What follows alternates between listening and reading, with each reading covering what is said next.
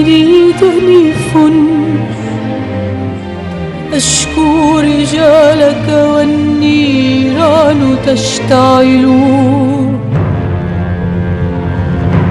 لبنان يا أملا ما زلت موئله،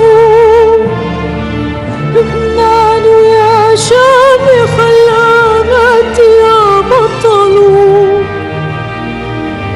لبنان من عتبي لأنني دنيف أشكو رجالك والنيران تشتعل. هذه هي الأرزة الشماء دامعة، هذا هو الجبل العملاق ينفعل، هذا هو السهل في أكنافه نضبت أرزاق خلق وقد ضاقت بهم سبل. هذا هو البحر هدار ومن قلق إلى القمة الفرعاء يبتهل. أين الهوى علقا في عين فاتنة ضاعت لاله والحرف والجمل.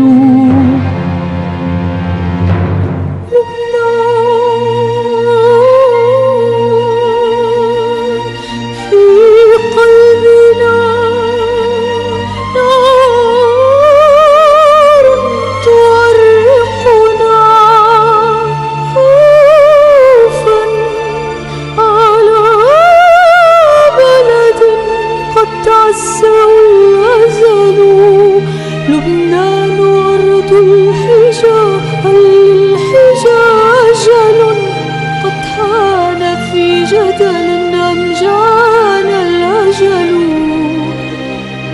كأن لبنان لا أرض ولا نسب، أهل لبنان من لبنان قد رحلوا.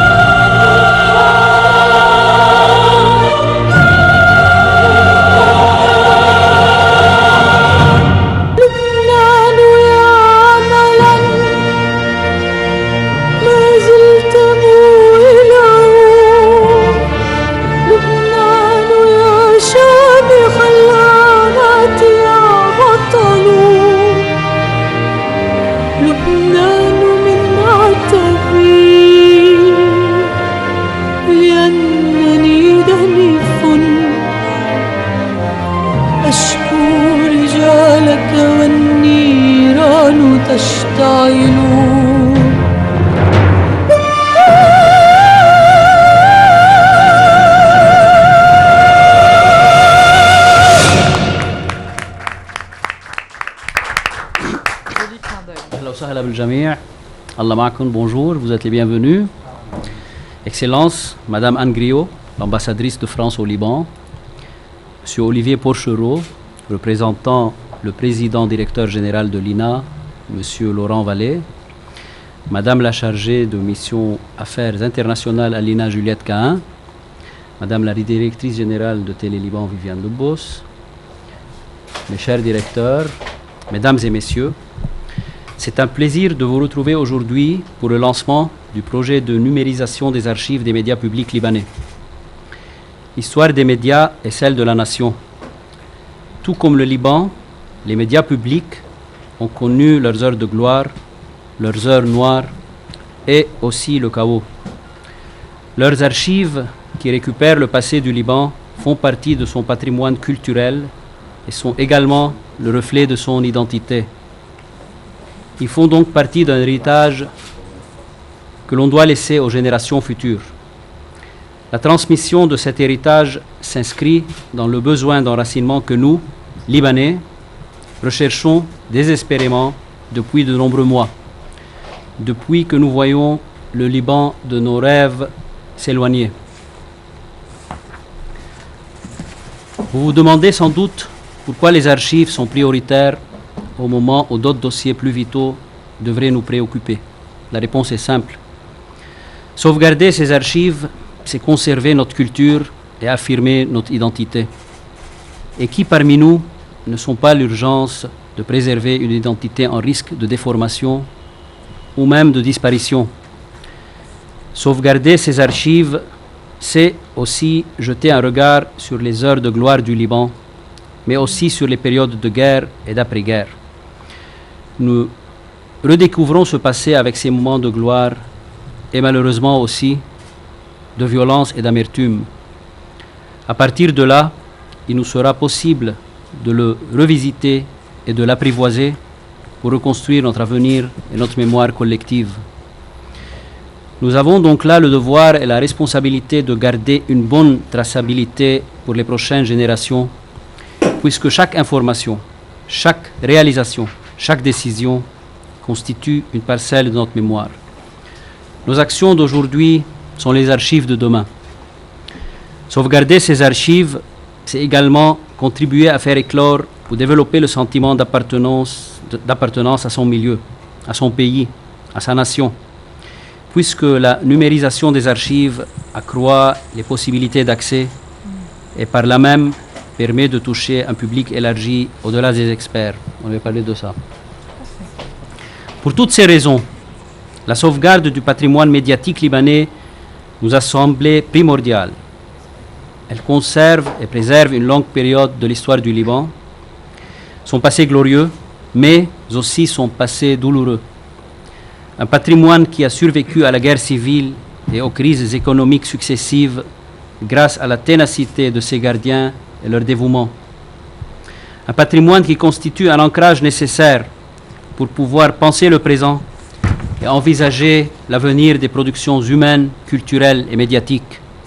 Un patrimoine qui servira également à dessiner les politiques publiques audiovisuelles futures. Mesdames et messieurs, les archives de Télé Liban, de Radio Liban, de l'Agence nationale de l'information et du Directorat des études et publications libanaises sont des archives de valeur qui méritaient une attention de notre part, et c'est ce qui m'a poussé, dès la prise de mes fonctions, à accorder à ce dossier une importance particulière. Néanmoins, ce projet n'aurait pu être réalisé sans la collaboration de nos partenaires qui ont fait preuve d'engagement, mais aussi d'attachement pour ce patrimoine. Excellence, l'implication de la France et son soutien indéfectible à ce projet nous touchent profondément, mais ne nous étonne pas. Dès le départ, le rôle de votre pays a été déterminant dans le développement des médias publics et il est resté durant des années. Je ne sais pas si vous connaissez cette information, mais même le terrain qui abritait Télé Liban à Tal El Khayat appartenait à la France. On me l'avait dit. Et il a été racheté par des investisseurs à l'ambassade de France. Pour nous, Libanais, Canal 9, c'était aussi la France au Liban. Ça faisait une partie de notre enfance d'ailleurs. La France a une longue tradition dans la préservation et la conservation du patrimoine visuel, sonore et audiovisuel. Je m'excuse.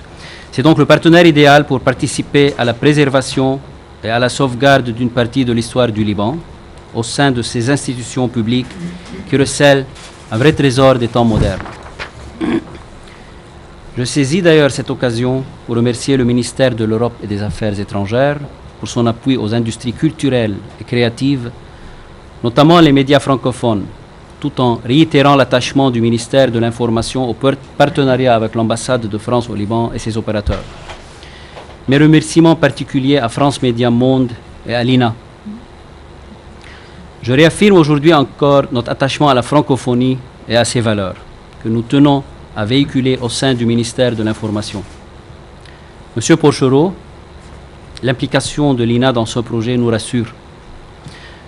Non seulement vous êtes une institution connue et reconnue pour son excellente expertise, mais aussi parce que cette institution et ses équipes ont transmis aux nôtres, le sentiment d'appartenance à des archives. Vous les soutenez dans la mise en valeur de notre patrimoine audiovisuel, vous contribuez à leur formation et à la transmission de votre expérience et vos savoirs. À travers ce partenariat, nous sommes aujourd'hui plus que jamais convaincus que nos archives seront sans aucun doute entre de bonnes mains, pour ne pas dire entre les meilleures. Mesdames et messieurs, le ministère de l'Information a décidé d'aller aux sources pour des fins d'articulation et de préservation d'une identité culturelle à laquelle il est très attaché. En initiant ce projet de numérisation des archives des médias publics, nous souhaitons sauvegarder l'histoire audiovisuelle et sonore de l'État libanais et des institutions. Il nous est certainement difficile de reconstruire notre pays sans connaître notre enracinement culturel et le rôle que le Liban a joué dans son milieu arabe. Ainsi, toute tentative de reconstruction doit retrouver ses racines dans le passé. La restauration et la numérisation de ces archives donnera aux Libanais un sentiment de nostalgie, de réconciliation avec le passé, mais surtout une note d'espoir pour le futur. Excellence, à travers ce projet, votre pays, si cher au nôtre, soutient la reconstruction de la mémoire collective du Liban. Pour conclure, j'aimerais remercier toutes les personnes et institutions qui contribuent à la réussite de ce projet, le ministère de l'Europe et des Affaires étrangères et l'ambassade de France au Liban et leurs équipes pour leur soutien continu. Je remercie également l'Institut national de l'audiovisuel en France, l'INA, pour son accompagnement et pour la disponibilité de l'engagement de ses équipes. Je remercie tous mes prédécesseurs, tous les ministres qui m'ont précédé, les directeurs, les employés, le directeur général du ministère de l'Information, Dr Hassan Falha, qui supervise la bonne gestion administrative des projets, et les directeurs des structures bénéficiaires de ce projet et leurs équipes, ainsi que les collaborateurs du ministère. Une pensée spéciale à Elissar, qui a tout fait pour avoir un beau projet et qui nous a donné cette chance d'y accéder. Enfin, je remercie les médias qui couvrent avec intérêt les différentes étapes et l'avancement de ce projet. Aux archivistes et documentalistes de notre patrimoine audiovisuel, je dis, vous êtes les dépositaires de la mémoire du Liban. L'avenir du passé et du présent est entre vos mains. Je vous remercie. Merci, monsieur le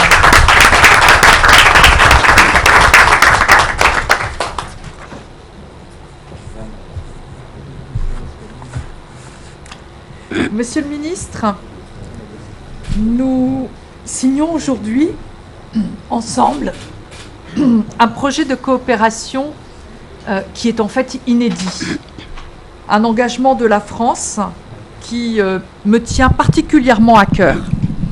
Pour tous les journalistes qui sont ici présents, pour vos équipes, j'aimerais aussi dire de quoi il s'agit concrètement, car c'est un projet dont vous allez aussi bénéficier, chers amis des médias, pour l'exercice de vos missions.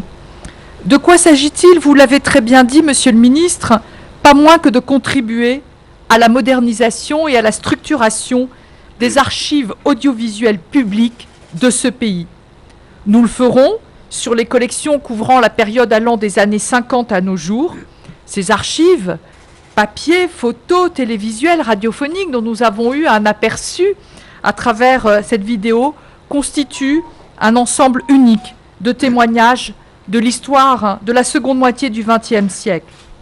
Par ce projet, nous allons contribuer à rendre ce patrimoine exceptionnel accessible à tous les Libanais. Ce sera d'abord un formidable atout pour les 4 médias publics concernés, évidemment, Télé Liban, Radio Liban, la Direction des études et des publications, l'Agence nationale de l'information. Mesdames et messieurs les représentants de ces institutions, notre objectif est bien de vous aider à créer et à faire vivre un système performant, mais aussi pérenne, de valorisation et de mise à disposition de toutes vos ressources. Ce sera aussi un atout pour tous les acteurs des industries culturelles et créatives dans ce pays, mais aussi pour les médias, donc vous-même aussi, chers amis journalistes. Vous pourrez créer des produits, des contenus d'information de très grande qualité pour les réseaux sociaux, pour le grand public, adaptés à tous les formats. Je pense enfin aussi à ce que ça va pouvoir apporter aux étudiants, aux chercheurs, plus généralement à tout Libanais qui aura envie de s'informer, de comprendre, d'apprendre et de transmettre. En préservant ces archives audiovisuelles, on préserve l'histoire et la mémoire de ce pays. Vous l'avez dit avec des mots très justes, monsieur le ministre, vous avez dit « l'histoire des médias, c'est l'histoire de la nation ». Alors que le Liban traverse une profonde crise et que les Libanais doutent, oui, ils doutent, ils s'interrogent sur leur avenir, sur l'avenir de leurs enfants, celui de leur pays, je crois que ce projet que nous engageons aujourd'hui officiellement arrive à point nommé. Comment effectivement se projeter dans l'avenir? Comment construire les bases d'une coexistence apaisée entre tous si on ne commence pas par se parler, entendre le point de vue de l'autre, apprendre à se réconcilier dans le présent pour construire l'avenir. Pour la réalisation de ce projet, la France apportera un soutien financier, 1 demi-million d'euros, mais aussi le meilleur de l'expertise française en la matière avec l'Institut national de l'audiovisuel. L'INA, c'est en effet une expertise internationale reconnue avec des expériences à partager avec vous sur des projets similaires conduits en Afrique du Sud, à Cuba, en Algérie, au Koweït, autant d'expériences qui vont aussi contribuer à construire cette expérience avec le Liban. Et ce sont 50 ans d'expérience dans la gestion des archives audiovisuelles publiques françaises. Vous l'avez en tout cas dit aussi, monsieur le ministre, je peux vous l'assurer, vous êtes dans de bonnes mains. Les meilleurs, j'ai dit. Et les meilleurs. Monsieur le ministre, ce projet est né sous l'impulsion de votre ministère, mais aussi de votre engagement personnel. Dès votre prise de fonction, vous avez, avec beaucoup de détermination, fait de ce projet une priorité. C'est aussi l'engagement de vos équipes que je salue chaleureusement et permettez-moi de joindre à vos mots également aussi un hommage appuyé à votre conseillère, à Elissa, sans lequel je crois que ce projet, malgré les temps bousculés que nous vivons, ne verrait pas et n'aurait pas vu le jour. Mais c'est aussi l'engagement de tous les médias publics libanais. Ce projet, c'est une réponse, en tout cas de la France, à cette demande de l'État libanais de préserver son patrimoine. Ce projet, ça va être aussi un formidable travail d'équipe qui va associer aussi des partenaires universitaires qui sont très motivés. Je pense à l'USEC et son centre Phoenix pour les études libanaises. Je pense aussi à une université qui vous est chère, l'ALBA, l'Académie libanaise pour les beaux-arts. Des partenaires culturels aussi mettront à disposition leurs locaux, leur expertise, leurs moyens de communication. La Cinémathèque Métropolis, la Fondation arabe pour l'image et la Fondation Liban Cinéma. Ce travail d'équipe, c'est une chaîne de solidarité, c'est aussi une grande histoire d'amitié à laquelle la France est aujourd'hui particulièrement heureuse de participer. Honoré en tout cas, monsieur le ministre, de la confiance que vous nous faites. Monsieur le ministre, chers amis, je le disais en introduction de mon propos, ce projet me tient particulièrement à cœur. Il s'inscrit en tout cas dans la continuité du soutien de la France à la consolidation des institutions publiques de ce pays, à leurs ressources, à leur expertise, à la mission, à leur mission qu'ils doivent remplir à l'égard de tous les Libanais. Ce projet participe également à la préservation de ce qui distingue selon moi le Liban dans la région et dans le monde, un Liban fort de sa richesse humaine et créative, un Liban qui doit continuer à rayonner, un Liban qui doit rester une référence, un Liban enfin réconcilié avec lui-même, un Liban confiant dans son avenir et uni dans sa grande diversité. C'est bien à cela, en tout cas, que la France participe en nous engageant à vos côtés dans la préservation de ce patrimoine audiovisuel.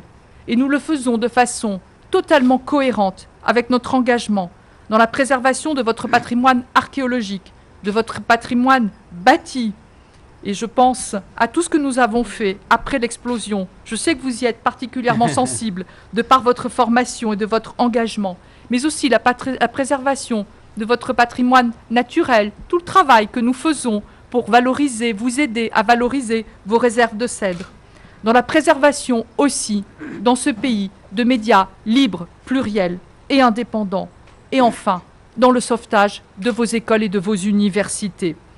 Vous avez employé un terme que je ferai mien en conclusion de mon intervention. Vous avez parlé d'espoir. J'espère, Monsieur le ministre, et c'est mon vœu le plus cher, que ce projet soit un projet d'espoir pour le Liban et pour tous les Libanais, parce que vraiment, ce pays, et vous tous, vous le méritez. Et ça ne va pas être le seul.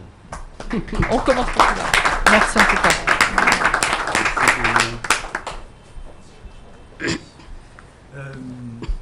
Monsieur le ministre, Votre Excellence, Madame l'ambassadrice de France, Madame la directrice, Messieurs les directeurs, Mesdames, Messieurs, nous sommes ravis, alors je parle au nom du président directeur général Laurent Vallet, nous sommes ravis d'être présents ici pour signer enfin officiellement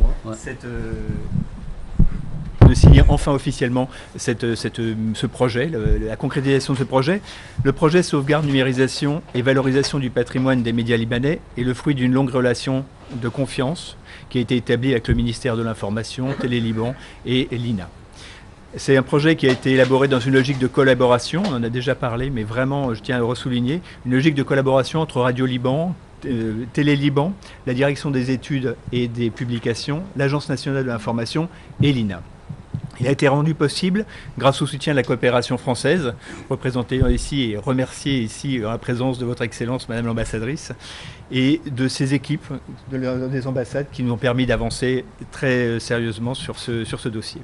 Je vous remercie également aussi, Monsieur le Ministre, non seulement pour les bons mots que vous avez voulu adresser à notre Institut, mais également pour le travail qui a été fait par vous-même et par vos équipes, et notamment, elle a déjà été citée, mais jamais 203, Madame Alissa Ranadaf, merci beaucoup d'avoir fait confiance à l'INA, Monsieur le Ministre, pour accompagner le Liban dans cette transition numérique et puis nous permettre aussi de participer un peu à notre manière à la préservation de votre patrimoine audiovisuel.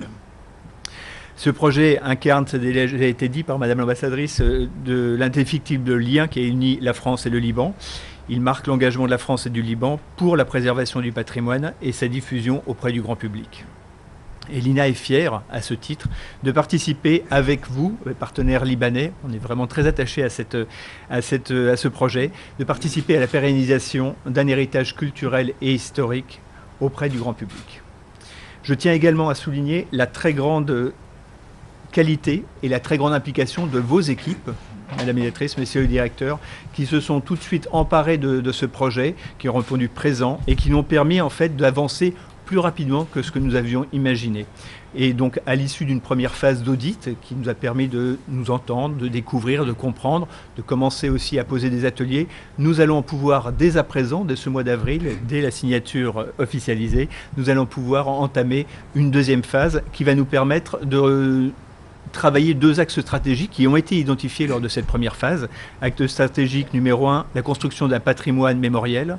Le deuxième, l'élaboration de politiques d'archivage qui soient adaptées aux pratiques et aux spécificités de chacune de vos institutions. Et enfin, ce projet, ça a été rappelé par vous, Monsieur le Ministre, et par vous, Votre Excellence, Madame l'ambassadrice, ce projet a souligné à nouveau la nécessité de la construction d'un récit commun, national, partagé, qui est évidemment un point de passage obligé pour une reconstruction et se donner des perspectives de futur et d'avenir. Donc vous le voyez, Monsieur le Ministre, vous voyez, Votre Excellence, Madame l'ambassadrice, ce projet a déjà porté ses fruits et c'est grâce à vous. Donc merci.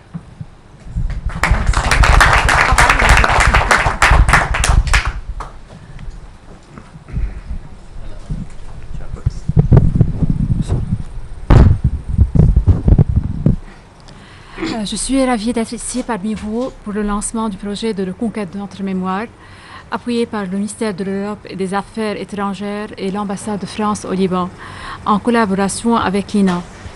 Ce projet est de première importance car non seulement il restaure et préserve la mémoire du Liban, mais également la mémoire du Moyen-Orient.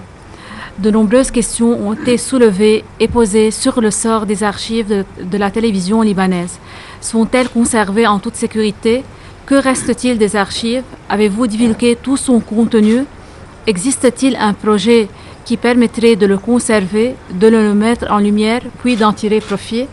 Oui, le projet de numérisation des archives de Télé Liban nous permettra d'investir à plus d'un niveau dans ce trésor caché. Plusieurs étapes de ce projet ont été achevées, notamment un état des lieux et des ateliers opérationnels, regroupant les équipes des différentes bénéficiaires, entre autres. celle du département des archives de Télé-Liban sous la direction de M. Asman Marzoub et l'accompagnement des experts de l'INA et de la conseillère du ministre pour les médias francophones, Mme Elissar Naddaf. Nous comptons beaucoup sur ce projet et nous travaillerons sous l'égide de son Excellence le ministère de l'Information, M. Ziad El-Makari, pour en faire un succès et merci. Merci.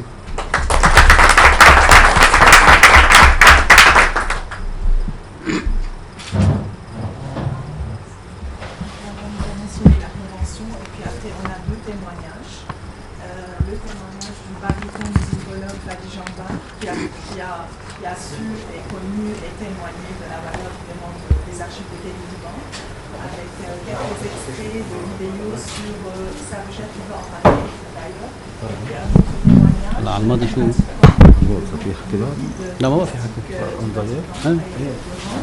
Il a lu la propriété des archives de Télé-Liban. Nous allons l'écouter ensuite après ça. On signe et puis on écoute. Il faut faire vite. Monsieur le ministre.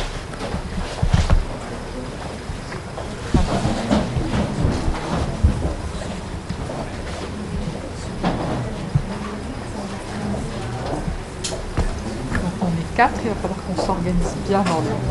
Vous allez commencer par la fin. Il ne faut pas ici une petite paraphe ou pas? Est-ce qu'il faut نشيل الميكرويات. Est-ce qu'il faut aussi paraffer? استاذ بطرس بدنا نحط براف Il faut aussi paraffer ou على الآخر la بس؟ signature vous suffit? une signature à la fin. Allez. Bon, c'est bon.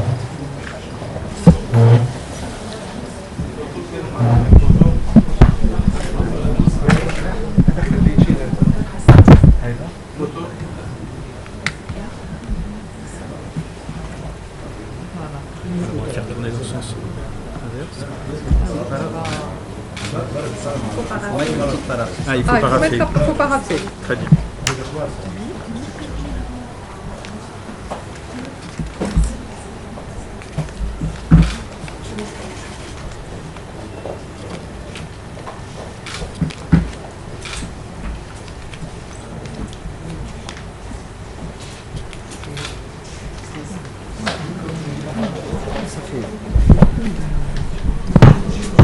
Voilà.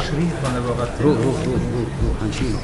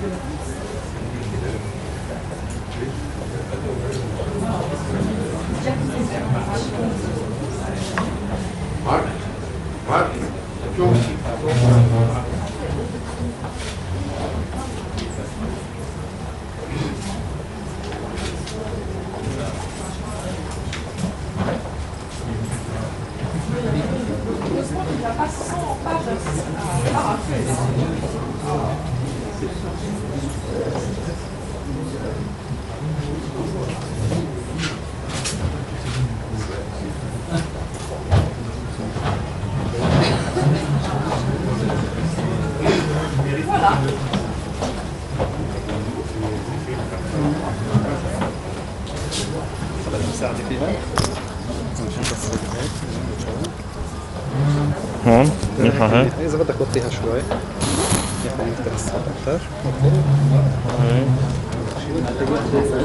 ايه هي ديتها مصفية.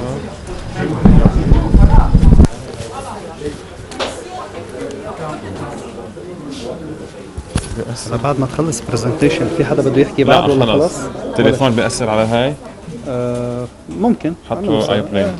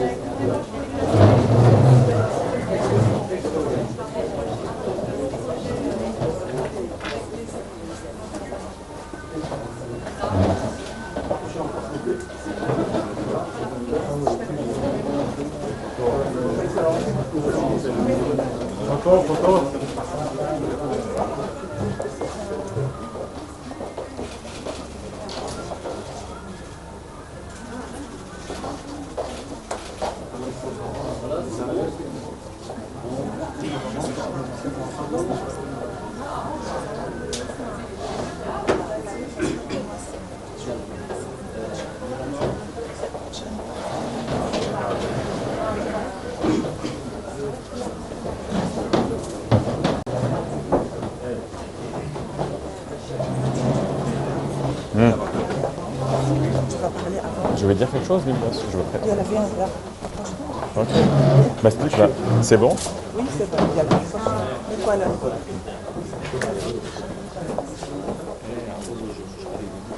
C'est bon? Bon, Madame l'ambassadrice, bonjour. Monsieur le ministre, bonjour. Chers tous les dignitaires présents, bonjour. Et je voudrais d'abord profiter de l'occasion pour encore une fois saluer et remercier chaleureusement Elissar, qui est un ange gardien, une perle rare au Liban. Donc voilà, je me présente, je m'appelle Fadi Jambar, je suis baryton, musicologue, je vis au Liban depuis quelques années, j'ai été formé en France à Paris et je suis plongé dans une folie, une passion qui est un peu, voilà, une folie-passion depuis 2019, dans l'exhumation du patrimoine de celui qu'on considère le père fondateur de la musique classique libanaise, M. Wadir Sabra. Et j'ai sorti cet été 2 recueils de ses ouvrages. D'ailleurs, je vais vous en offrir un exemplaire à chacun de vous tout à l'heure. Monsieur Sabra n'est connu que pour l'hymne national libanais, mais malheureusement, il a été oublié pour tout ce qu'il a fait de fondateur pour la musique et surtout la musique classique au Liban.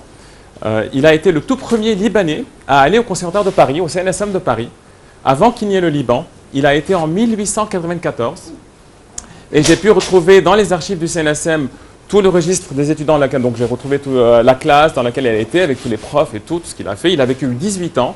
Et donc c'est pas pour rien qu'il a été choisi pour faire notre fameux hymne national libanais. C'est lui qui a fondé le conservatoire. En 1910, quand il est revenu, avant qu'il y ait encore le Liban, il a créé sa première école de musique et qui, en 29, a gagné le concours aussi, est devenu notre conservateur national libanais. Mais il a fait un énorme travail de composition. Et c'est le tout premier Libanais à composer des opéras qui ont été faits et donnés au Liban. Donc 3 opéras, des pièces pour piano. Et il a été vraiment cette pierre angulaire qui a fondé et qui a fédéré tous ces grands musiciens qui sont devenus aujourd'hui les musiciens connus. Et il a rassemblé tous ces anciens profs de musique qui ont émigré, que ce soit de France ou de la Russie blanche, et qui sont venus au Liban, qui se sont retrouvés et qui nous ont vraiment formés. Donc, on lui doit beaucoup de choses. Et malheureusement, comme plein de choses, il y a des histoires de famille. Et quand il est mort en 1952, 2 grandes raisons ont fait que son épouse a tout caché. Et elle nous a privés pendant 70 ans d'un passé, de notre patrimoine, de notre jeunesse musicale. Et donc, depuis, il y a eu un vide dans la mémoire. Et depuis que ces archives sont revenus un peu et ont été déposés par sa famille au Centre du patrimoine musical libanais en 2016 et que sa biographie a été sortie en 2019, en 2018. En 2019, la directrice du centre, Mme Zena Saleh Kayali, m'a plongé dans ce patrimoine. Elle m'a dit va voir ce qu'il y a dedans. Étant baryton, j'ouvre les cartons de Sabra et je vois qu'il a fait des opéras. Et les premiers rôles principaux sont pour ma voix. C'était comme s'il y a 100 ans, il me dit tiens voilà, prends. Et depuis, ça a été un peu, j'ai été pris comme un vortex et j'ai été à la course-poursuite d'un passé qui est notre passé, qui est notre origine. Et je me suis senti investi d'une mission, voilà, une mission, si vous voulez, divine. Et c'était comme un devoir. Moi qui a vécu à Paris, qui a été formé, et je viens et je vois que, bon, ben, on ne vient pas de nulle part. On vient de quelque part, et il y a une source, et on n'a pas le droit de l'oublier. Malheureusement, il y a eu après la guerre un oubli total de ce qu'il y avait avant la guerre. Et voilà. Et je me dis que peut-être que d'un malheur naît un bonheur.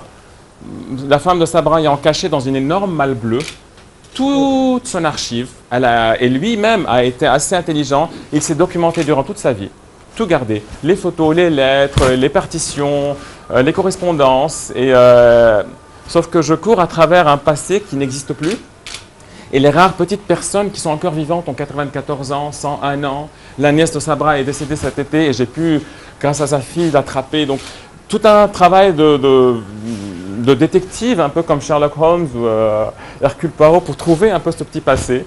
Et j'ai trouvé dans ces documents, et comment j'ai pu contacter Madame Elissard, une lettre qui dit qu'en 1953, il y avait une émission qui était très connue ici, qui s'appelait Carousel, et ils ont fait une rétrospective sur le travail de Sabra.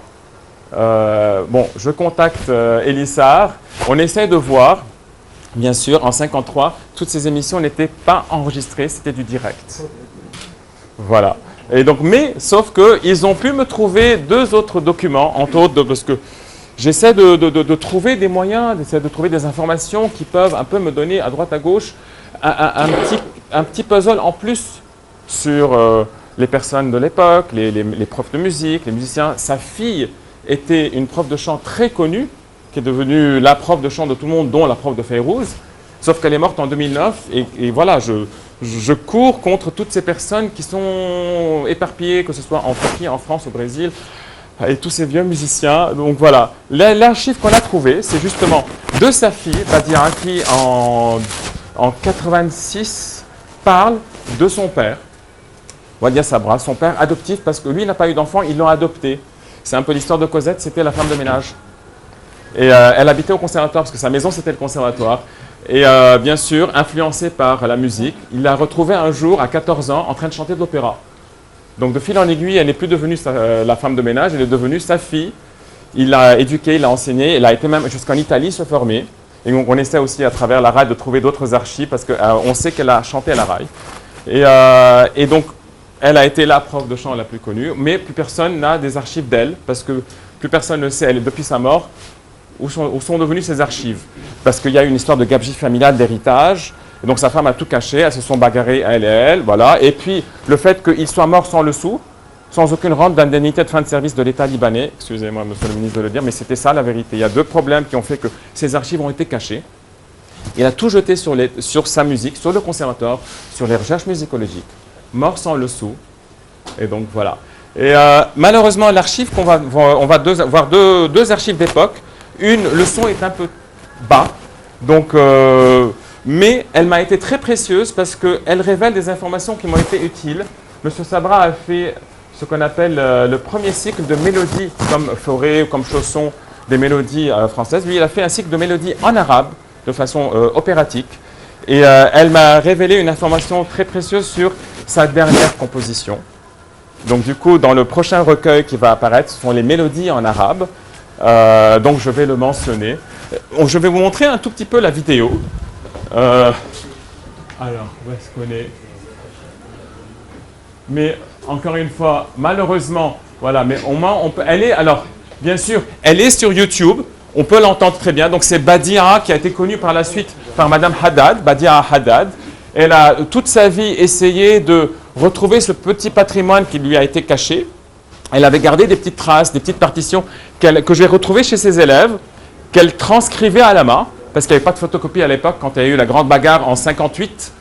Et donc elle a pu recopier 5 ou 6 morceaux, pas plus. Et de tout le reste, toute sa vie, elle a essayé de chercher. Et donc finalement, les héritiers de sa femme, quand ils ont su qu'il y avait un centre qui s'appelait le Centre du patrimoine musical libanais, qui a pour objectif de préserver le patrimoine musical classique libanais, qui a été fondé en 2012, ils ont fait confiance en ça, parce que, si vous voulez, Madame Adel Misk, la femme de Wadir Sabra, le grand mot qu'elle a dit à ses neveux, parce qu'elle les a cachés, c'est son neveu, pas à l'État libanais. Elle était tellement aigrie contre l'État libanais que rien ne doit aller à l'État ni à Badia. Donc quand ils ont appris qu'il y avait ce centre-là, ils ont fait confiance et ils lui ont donné. Et moi j'ai plongé et je travaille toujours avec ce centre-là. Donc j'ai exhumé des extraits de ces 2 opéras français. Il a fait 2 opéras français. Un qui était d'abord le premier opéra en langue turque en 1917, qu'il a traduit après en français à la suite de la chute de l'Empire ottoman pour assurer une pérennité à cet opéra. J'ai retrouvé en France les héritiers de la traductrice. Et pareil, la toute première opérette libanaise qui s'appelle L'Émigré, qui a été composée en 30-31. Pareil, le librettiste est un Français qui habitait ici au Liban pendant 7 ans. J'ai trouvé sa fille à 94 ans, je l'ai attrapée 1 année avant sa mort. Et tout un travail vraiment de fuinage, un peu... Oui. Et donc là, voilà, Madame Badia, aussi, la seule archive vidéo qu'on a d'elle. J'espère un jour que la Providence va me faire trouver une archive audio d'elle en train de chanter. Et puis elle, donc il y avait un duo très connu de son opéra arabe qui s'appelle Les Deux Rois, Riwayat al-Malikain, qui a été composé en 1927. C'est historiquement le tout premier opéra en langue arabe qui parle de l'histoire de David et Goliath. Il faut juste savoir pour une petite chose, Sabra était protestant. Et il était un fervent protestant. Donc ces 2 opéras ont un thème biblique. Le premier, c'est Les bergers de Canaan. C'est l'histoire du roi Joseph qui a été vendu par ses frères étant jeune, qui se retrouvait roi d'Égypte. Et donc là, on va retrouver, je vais vous montrer le duo qu'elle a enseigné à ses élèves. Où est-ce qu'il est? Jeunesse musicale. Voilà. Qui date des années 80. Bonsoir. Monsieur Étienne Coupélian est une personnalité très connue de la musique classique. C'est un oboïste. Il présentait un peu à l'époque à Télé Liban une émission de musique classique. Et donc je vais un tout petit peu avancer. Et les chanteurs que vous allez voir, je les ai retrouvés. Et ils étaient tellement contents de retrouver une archive d'eux qu'ils avaient complètement oublié. Ils sont toujours vivants et ils m'ont donné plein d'informations. Vous écouterez des arias, extraits d'opéra. Voilà.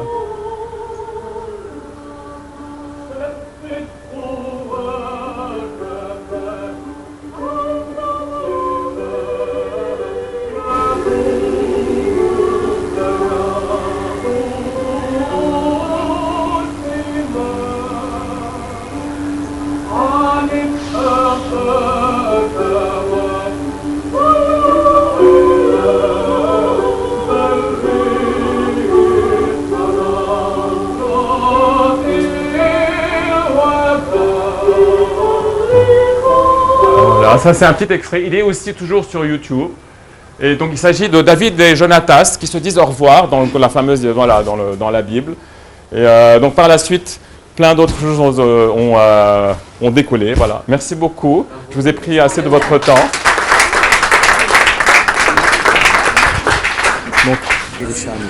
بسنتين الحجر حبيت استفيد من الوقت وحضر مواد لترويج لبنان من الناحية الأثرية والناحية السياحية ومشان نحضر رحلة تكون كاملة متكاملة لأول جروب من الناس بيهتموا بالسياحة وبالأثار من إيطاليا للبنان. ريبال أبي غانم مختص بعلم الأركيولوجيا، دليل سياحي رسمي معتمد للفاتيكان وللدولة الإيطالية، وشغلي الأساسي هو الترويج وتحضير السياحي لإيطاليا وروما، وهلأ المشروع إنه كمان اشتغل من إيطاليا ومن روما للبنان. من الطبيعي جدا إنه أول شيء فكر بتلفزيون لبنان وبأرشيف تلفزيون لبنان مشان استحصل على كل هالمواد وكل هالأفلام الوثائقية. بالمستقبل القريب عندي كمان مشروع بذات النمط بذات الفكرة لترويج كمان الثقافي والسياحي عاداتنا وتقاليدنا وتراثنا اللبناني بالخارج خاصة بأوروبا. لقيت تعاون كبير من المسؤولين وقدرت استحصل على قسم كبير من الاشياء اللي كنت طلبتها وعم بشتغل عليها. وهيك تقدمت من مديرية أرشيف تلفزيون لبنان بالتنسيق مع وزارة الإعلام بطلب الاستحصال على عدة أفلام كنت شايفها بالسابق وسمعت عنها مفيدة بهالمجال، وبتمنى أكيد التعاون مثل أول مرة مع هيئة تلفزيون لبنان والأرشيف بشكل خاص. وأنا شخصيا بشوف إنه تحديث الأرشيف والمكننة والمعلوماتية الأرشيف ووضعه بمتناول كل الباحثين والمروجين الثقافية والسياحية هي شغلة ضرورية جدا جدا. بحب مرة جديدة من هون من روما اتوجه بالشكر لكل المسؤولين يلي تعاونوا معي واللي ساعدوني من كل قلبهم لأقدر كون قسم كبير من الملف لمشروع تبعي.